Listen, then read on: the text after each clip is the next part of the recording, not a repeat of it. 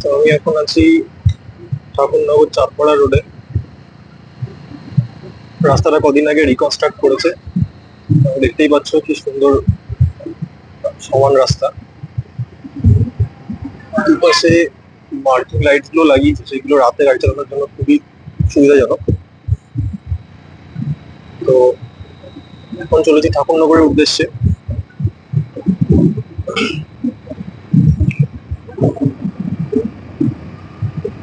ঘড়িতে বাজে 6টা 14 এবং আমি বেরিয়ে পড়েছি আমার স্কুটি নিয়ে।